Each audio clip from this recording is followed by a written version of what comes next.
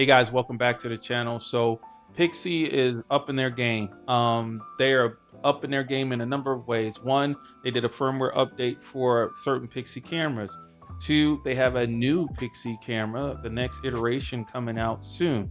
And in three, they've upped their game on their communication and publication, advertising out to the folks. I'm getting emails from these guys now about the upcoming camera, about just Pixii experience in general, which I think is fantastic. And I'm really liking that piece because that was a part for me that I think was really missing from this brand. I want to get a glimpse into what the creators think about their brand through their journey and it be able to be broadcasted to me via the interwebs, right? So as a registered owner of this camera, I'm actually starting to get emails, which I think is awesome. And it's emails about the camera, about the company. The last one, monochrome, and why they chose the monochrome magic they're using this. So with that, before we start getting into deep, heavy feedback from me on how I feel about this camera now with the recent updates to the camera and to the app, let's look at what I did on at least my last outing with it since I did the upgrades.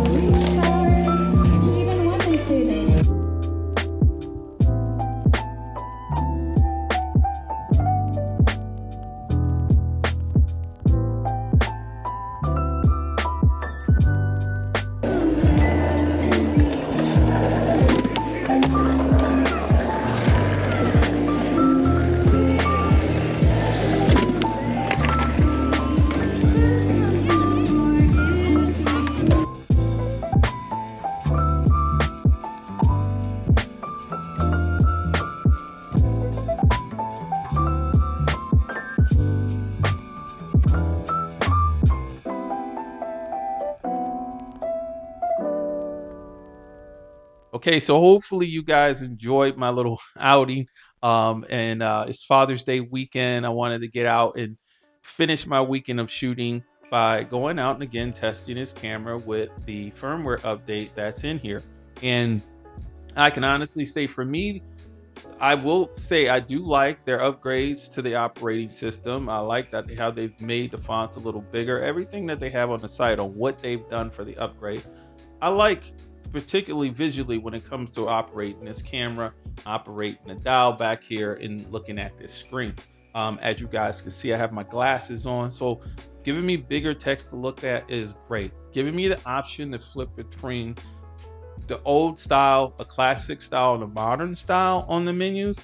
I like it, but to be honest with you, if the modern style is better, an improvement, I like to just go right to it. Not sure I care to go back to the other one because again, that one I can't say I was that big of a fan of.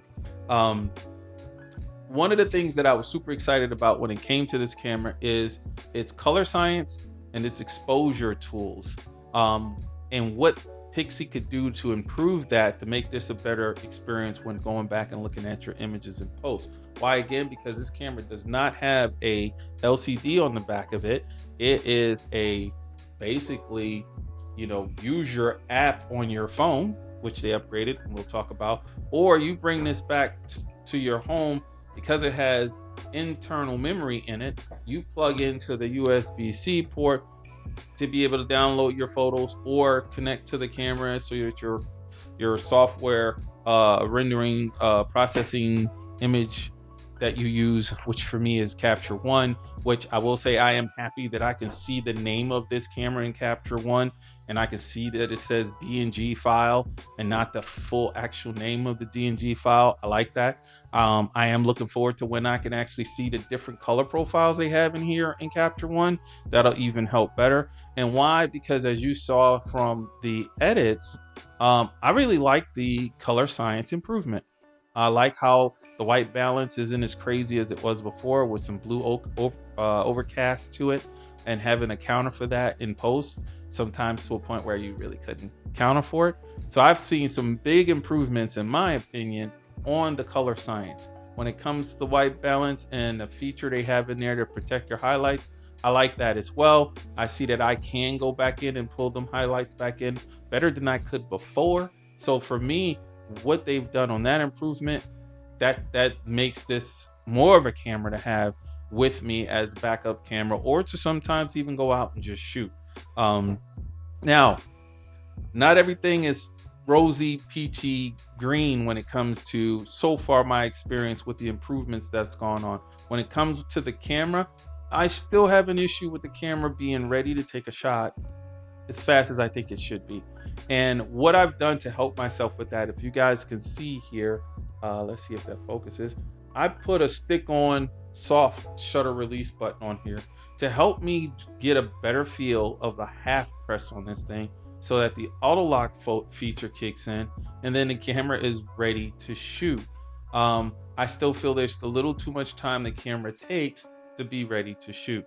And that's something I believe that they definitely can still work on. If not for this in the firmware update, which they do a lot of, and I appreciate it, but in the new camera that's coming out, I would like to definitely see that time from when the camera is half pressed or pressed, that it's ready. I did have some scenarios where I had one or two shots where I pressed the button, didn't hear the shutter, electronic shutter sound go off, to only hear it go off a few seconds after, or milliseconds, if I guess you will, after I moved the camera away from my eye, wondering what happened. So again, that to me says, I do still think they can work on the processor and how fast it has the camera ready to take a shot. Now, when it comes to the app, when I open this thing up, and it's better, I found, to make sure the app is not open in the background on your phone, and that you go ahead and open that app up. I find that it's still better to have Wi-Fi active to be able to download the images quickly. Why? Because I'm downloading DNG.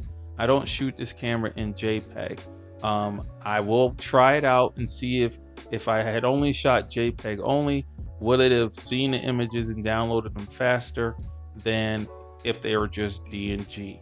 Now, right now, guys, I can tell you the camera sees that a bunch of images was taken. See if this camera sees that. And you can see the gray spots right there, but it's not downloading them yet. But there are a few photos. Now, when I click on that and scroll, I see the images are starting to come through, but it's not as fast as I was hoping it would be. Now, again, a lot of that comes down to the Bluetooth equipment that's in this camera that they're using and what they're able to do with it. Now, when I click on the settings cog and I look, now I'm at home right now. This camera still has not connected to my Wi-Fi.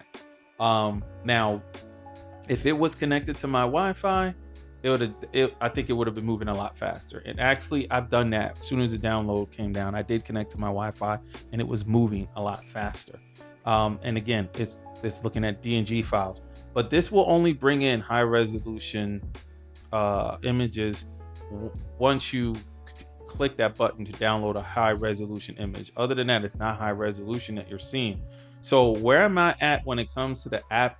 I still think the app can be better. I still will just come home and just rather plug this thing into my computer, turn it on as a USB drive so that my computer sees it, and then download images using Capture One that way. The only way I'm really going to ever look at the app at this point is if I took an image and I'm truly trying to see what it looks like before I get home. So for me, when it comes to this camera and the app update, I'm still going to treat this like a film camera, a digital film camera. And I'm going to wait till I can come back and connect this to my computer and be able to do what I need to do. Now, I do now see that the images are downloading. Hopefully you guys see that. There's a little blue line going down at the bottom. And that's telling me it sees it. Now, when I go back to settings, it is now connected to my Wi-Fi.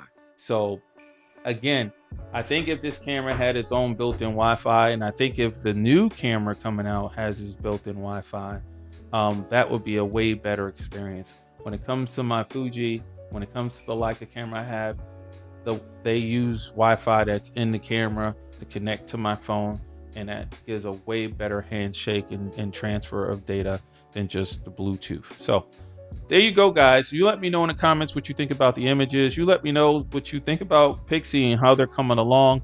I am looking forward to seeing what the new camera is going to look like, what the capabilities of it is going to be. Now, I did say to you guys the last time I did a video, I was contemplating whether I would send this camera in and get it converted from the APS-C to the full frame 24 megapixel max. And I still am contemplating that. But I do want to see what the new one's going to look like, what it's going to have on it, what improvements they're going to make, like particularly this shutter dial right here.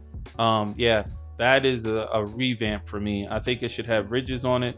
It should be smaller, or at least closer to the front of the camera so I can grab it easier, because up there, this camera provides a slow shooting experience. Slower than using my film camera, actually. So that's where I am at on the Pixii. I do like what they've done with their color science. I do like what they've done with protecting the exposure with the new tools. I do like what I'm seeing on the images. And I actually got to say, I do like what I'm getting from the Typoc lens here. And I also got the 35 one. I forget which one that is, but I think that's the, yeah, we'll do a video on that. But enough rambling. Let me know what you guys think in the comments. I'll see you on the next video.